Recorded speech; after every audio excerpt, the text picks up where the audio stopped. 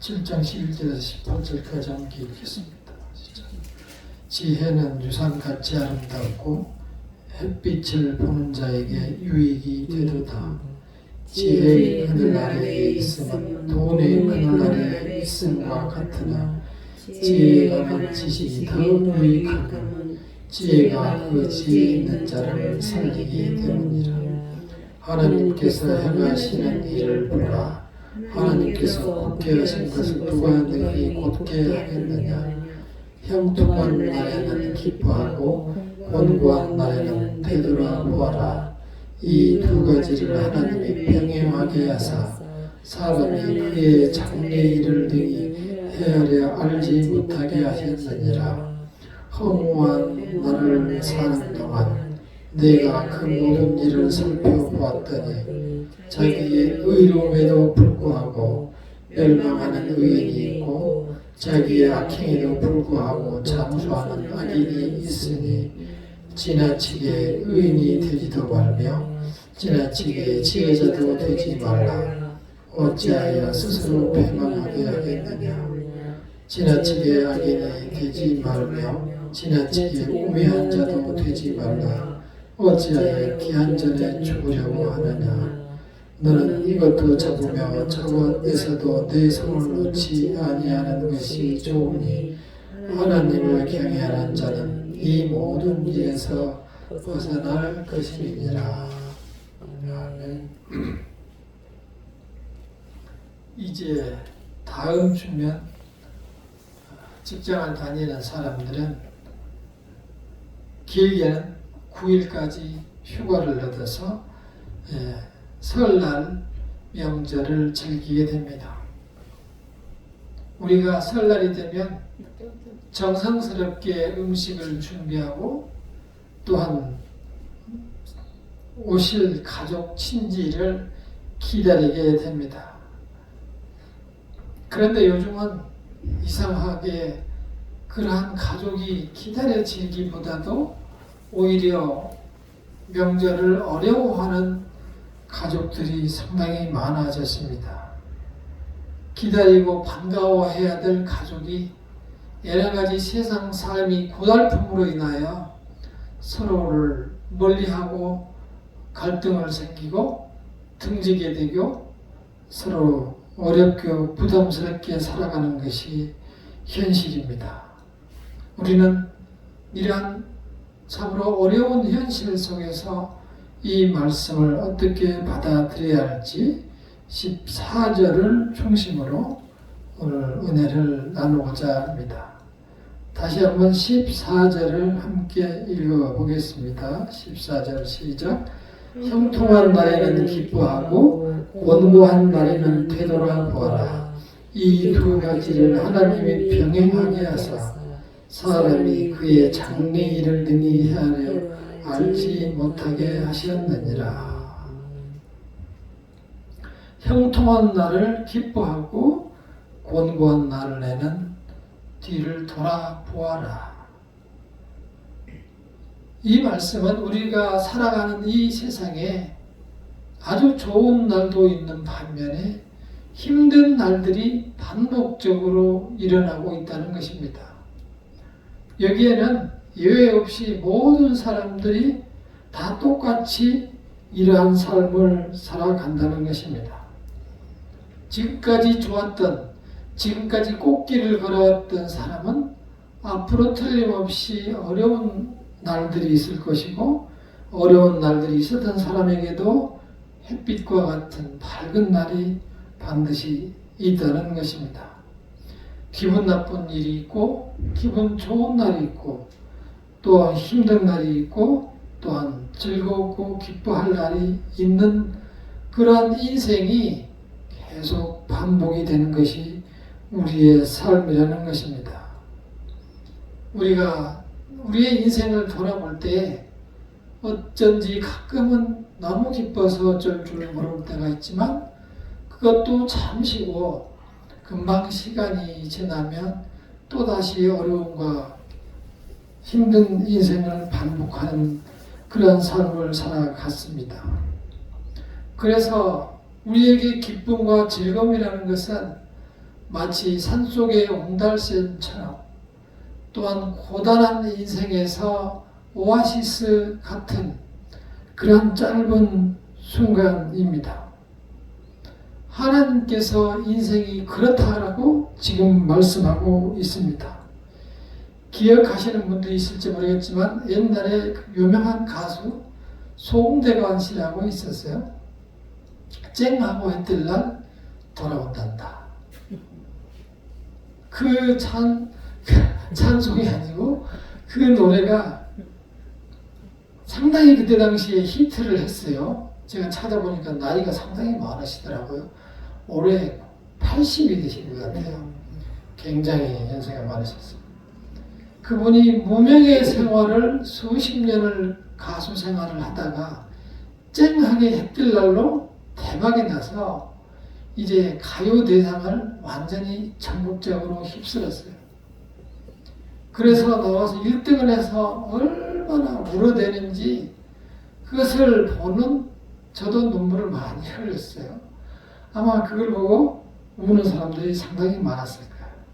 근데 그 노래의 노랫말 가사를 보면은 쨍하고 해뜰 날 돌아온단다. 꿈을 안고 왔단다. 그러고 하여튼 힘겨운 지난 날들이 있었음을 말하고 또 지금은 이렇게 쨍하고 해가 떴다. 그 가사의 내용이 우리 인생과 비슷하니까 많은 국민들이 그 노래를 나의 노래로 생각하고 부르고 그 가수를 사랑해 주셨습니다. 그 가수가 그 노래를 부르고 1등에서 울었고 우리도 그 노래를 듣고 울었던 것은 우리 인생이 그렇게 힘든 날이 있었지만 이렇게 회복이 되어 쨍한 날이 있을 수 있다는 사실에 대해서 우리가 너무 서로 공감하는 거예요. 그래서 우리도 그런 날이 언젠가는 오겠구나 그런 희망을 갖게 됩니다. 그런데 한 가지 하나님께서 분명하게 말씀해 주고 있습니다. 이러한 날들이 반드시 기쁜 날만 있지 않고 반드시 어려운 일들이 겹쳐서 온다는 것입니다. 인생의 파도가 잔잔할 때가 있고 또한 매우 파고가 심해서 견디기 힘들 때도 있다는 것입니다. 그러니 우리에게 준비를 하라는 것입니다. 그리고 그 날을 하나님께서 알려주시지 않았다는 것입니다. 오늘 여기에서 말씀 속에서 형통한 날에 기뻐하라 라고 하는 것은 그냥 1등 했으니까 기뻐하라 이런 뜻이 아닙니다. 이 본래의 이 말씀의 뜻은 이렇게 살만 할 때 평온한 날 기뻐하라는 이야기는 기뻐서 소고기를 사 먹고 놀아라는 얘기가 아니고 이 기뻐하라는 이야기는 나의 이 기쁨을 연약한 사람들과 나누라는 것입니다. 지금처럼 평온한 삶일 때 그 지금의 평온한 삶을 다른 주변에 있는 사람과 나누어서 선을 행하고 베풀라는 뜻으로 이 말씀을 써놨습니다. 왜냐? 어렵고 곤고하고 힘들 때는 나눌 수가 없잖아요. 그러니까 이렇게 삶이 평안할 때 나누어라. 그러면 훨씬 너의 삶이 행복해질 수 있다. 이러한 취지로 말씀해 주는데 이 말씀은 매우 쉬운 말씀이에요. 우리가 생각하기에 매우 쉽고 실천하기도 쉬운 것 같은데 실천은 생각처럼 그렇게 쉽지 않습니다. 요즘 TV에 나오는 그런 아주 참 안타까운 일들이 전부 이렇게 내 자신을 다스리지 못하는 다소 매우 평범한 그러한 일들을 내가 다스리지 못해서 내 스스로 나를 다스리지 못해서 매우 안타까운 인생이 패망하고 많은 사태를 TV를 통해서 우리는 보고 있습니다. 조금만 이 편할 때 그 정말 좋았던 시절에 조금만 내가 어려울 때를 생각했더라면, 그리고 내가 살만할 때 조금만 다른 사람과 이 삶을 나눌 수 있었다면, 또 다른 사람에게 베풀 수 있었다면, 다른 사람을 생각할 수 있었다면, 이러한 정말 하늘에서 땅으로 떨어지는 그러한 일들은 없었을 것입니다. 그러나 너무 그 평범한 마음, 살기 좋은데 정말 이만하면 됐는데 그러한 생각이 없는 거예요. 우리보다도 훨씬 좋은 자리, 높은 자리, 권력에 있는 사람들이 내 자신의 그러한 평온함을 스스로 누리지 못한 결과 이런 게 생긴 거예요. 따라서 우리의 살아가는 그 평온한 삶이라는 것이 우리에게 큰 축복인 것입니다. 이 살아가는 이 삶 속에서 아무리 높은 권력과 명예와 지식을 가지고 살아간다고 한들 내 자신의 마음을 다스릴 수 없으면, 나에게 주어진 그 평안을 누리지 못하면, 나에게 주어진 그 평안한 날들 속에서 다른 사람과 행복을 나누지 못한다면 나는 내 인생의 곤고한 날들 속에서는 더 힘든 나날을 보내게 되는 것입니다. 우리가 열심히 일하고 또 열심히 돈을 모아서 돈을 쓸 수 있어요. 더 큰 차를, 더 좋은 차를 사고, 더 큰 아파트를 사고, 더 많은 것을 누릴 수 있고, 또 더 큰 돈을 벌어서 성형수술도 하고 할 수 있어요. 그렇지만 과연 그러한 것들 속에서 내 마음이 타락하지 않고 내 마음을 잘 지키고, 나는 이것이 나에게 필요하기 때문에 내 자신을 위해서 내가 이로 인해서 더욱더 나은 삶을 살 수 있다면 가능하지만, 내가 이로 인해서 돈을 사치하고 낭비하고 다른 사람에게 교만하게 되고 남에게 자랑하기 위해서 이런 것을 한다면 나는 그 많은 돈으로, 내가 평생 모은 돈으로 인해서 내 인생이 망가지는 겁니다. 따라서 이 말씀을 통해서 우리는 정말 내가 가졌다는 것이 무엇인가 한번 생각할 수 있어야 합니다. 작은 것이라도 내가 가진 시간이나 내가 가진 돈이나 내가 가진 물질을 나눌 수가 있으면 나는 정말 행복한 삶을 살아갈 수 있고 그런 삶을 살고 있는 것입니다. 두 번째는 고난의 날에는 되돌아보아야 한다라고 오늘 말씀했습니다. 이것은 정말 당연한 말씀이지만 이 또한 지키기가 쉽지 않습니다. 고난이 오게 되면 우리는 이상하게 나도 모르게 다른 사람을 탓하게 됩니다. 내 주변에 있는 사람을 탓하게 됩니다. 내가 누구 때문에 이렇게 힘들어?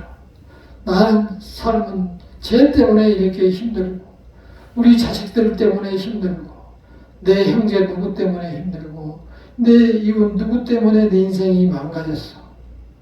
이렇게 남의 탓을 합니다. 그러나 그러한 태도는 내 인생의 주임답지 못한 것입니다. 생각해 보세요. 60년, 70년대, 80년대 그때에는 주 일주일에 6일간 일을 했어요. 공장에서나 어디서나 모든 일터에서 6일간 일을 했는데 6일간 일할 때 교회에서는 금요 철야 기도가 있었는데 밤새 기도하고 모기시도 기도하고 또 완전히 밤을 새워서 기도하고 나서 새벽 기도를 하고 그리고 잠깐 화장실에 가서 세수하고 토요일날 또 출근을 했어요. 그렇게 살았던 삶이 7, 80년대 우리의 삶이었어요. 그러나 그 사람들은 남을 원망하고 그렇게 살지 않았어요. 그냥 열심히 하는 것이 미덕이라고 생각하고 열심히 하면서 신앙으로 단단해지고 또 미래에 대한 소망을 가져서 어느 날 우리나라 같은 부강한 나라를 만들고 또 어느 날 돈을 가진 사람들은 다 그때 열심히 살았던 7, 80년대를 열심히 살았던 사람들이 어느 날 우리 사회에 부를 다 가지고 있는 사람들입니다. 그렇게 살면 되는 거예요. 지난 날을 돌아보면 되는 거예요. 그리고 우리의 인생은 기도하면서 온전히 하나님께 맡기고 살아갔을 때 그 사람들이 평평한 삶을 그리고 성공한 삶을 살아갈 수 있었던 거예요. 그 사람들이 다 하나님께 인생을 맡기고 앞만 보고 살아가면서 오늘날 내 인생의 성공을 이루는 것입니다. 우리는 이렇게 곤고한 날에 내 인생이 스스로 무너지지 말고 다른 사람으로 인해서 내가 이렇게 됐다고 하지 말고 그 주어진 환경 때문에 그렇다고 하지 말고 모든 환경을 주의 말씀으로 이기내며 내가 그 주어진 환경에서 작은 것으로 내가 극복해 나갔다는 생각으로 이 세상을 살아가면 우리에게는 충분히 행복할 자격이 있고 인생에 박수를 받을 자격이 있는 것입니다. 왜냐? 하나님이 다 보고 계시기 때문입니다. 그래서 하나님께서 성경 말씀을 이렇게 말씀하고 있습니다. 그 14절 하반절에 보면은 이렇게 되고 있어요. 형통한 날에는 기뻐하고 곤고한 날에는 뒤돌아 보아라. 이 두 가지를 하나님이 병행하게 하사 사람이 그의 장래 일을 등히 헤아려 알지 못하게 하셨느니라. 하나님께서 내 다음 내일 일어날 일을 알지 못하게 하셨다는 거예요. 다시 말해서 하나님이 나의 미래를 붙잡고 있다는 거예요. 그래서 우리는 나의 미래를 붙잡고 있는 그분께 나의 인생을 의지해야 되는 것입니다. 그분이 하나님께서 지금 우리에게 인생을 그렇게 말씀하고 있어요. 그 대표적인 경우를 우리가 예를 들어서 볼 수가 있는데 성경 욥기를 쓴 그 욥이라는 그 성경 말씀을 보게 되면은 아주 부자예요. 그 앞에 나와 있어요. 욥이라는 사람은 아주 부자였어요. 정말 엄청난 부자였어요. 구약 성경 한번 펴보세요. 761페이지 761페이지 보면 욥기가 있는데 그 욥기에 그 욥이라는 사람은 엄청나게 부자고 양이 7,000마리, 낙타가 3,000마리, 소가 500마리, 망나기가 500마리, 종도 엄청 많았고 동방에서 가장 훌륭한 사람이라고 나와 있어요. 그리고 자식들도 많아서 아들이 7명, 딸이 3명, 10명이나 되고 엄청난 부자였어요. 그런데 그는 욥기 1장 1절에 나온 것처럼 하나님을 경외하는 사람이었어요. 1장 1절을 함께 읽어볼까요? 시작. 우수 땅에 욥이라 불리는 사람이 있었는데 그 사람은 온전하고 정직하여 하나님을 경외하며 악에서 떠난 자더라. 엄청나게 부자임에도 불구하고 정직하고 하나님을 경외하고 악을 행하지 않는 사람이었어요. 그런데 어느 날 급작 그 집에 엄청난 재난이 닥칩니다. 갑자기 재난이 닥쳐서 집이 무너져서 자식들이 다 죽고 또한 도적대가 와서 자기들 모든 가축들을 다 훔쳐가고 또한 본인은 큰 병이 걸려서 너무너무 가려운 그 종기가 나서 온몸을 기왓장으로 긁으면서 아픔을 견디고 그렇게 남편이 망가지는 것을 본 부인은 도망가 버리고 이러한 정말 인생의 아주 저 지하의 밑바닥까지 떨어졌습니다. 그러나 그러한 정말 속에서 대부분의 사람들은 하나님이 어디가 있어? 하나님을 욕하고 하나님께 항의하고 도전할 텐데 그 욥이라는 사람은 그 어려운 여건 속에서도 한마디도 하나님을 욕하지 않았어요. 내 입술을 지켜야 된다 해서 절대 입으로 욕하지 않고 오히려 그 상황 속에서 하나님을 찬양했어요. 내가 가는 길을 그가 아시니 내가 단련한 후에는 정금같이 순금같이 나오리라. 나의 지금 이 고통이 정말 오로지 내가 가는 길은 하나님만 알아. 나는 모르고 친구들도 모르고 아무도 몰라. 내 일의 끝은 하나님만 아시니 결국 하나님이 나중에 나를 정금 순금으로 만들어내실 것이다. 이렇게 하나님을 찬양했어요. 그 결과 끝이 어떻게 됐을까요? 자, 욥기 마지막 장 맨 뒤에 804페이지를 한번 펴보시기 바랍니다. 욥기 42장 마지막 페이지에 있어요. 욥기 42장 10절에서 욥기 42장 10절에서 17절까지 욥기 42장 10절에서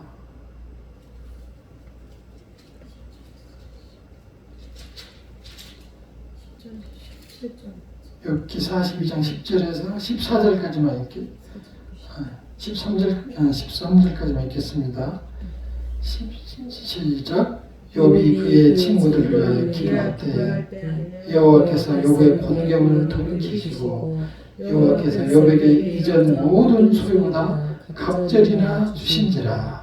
이에 그의 모든 형제와 자매와 이전에 알던 이들이 다 와서 그의 집에서 그와 함께 음식을 먹고 여호와께서 그에게 내리신 모든 재앙에 관하여 그를 위하여 슬퍼하며 위로하고 각각 키스타 하나씩과 금고리 하나씩을 주었더라. 여호와께서 욥의 말년에 욥에게 처음보다 더 복을 주시니 그가 양 14,000과 낙타 6,000과 소 1,000겨리와 암나귀 1,000을 두었고 또 아들 7과 딸 3을 두었으며 여기까지만 볼게요.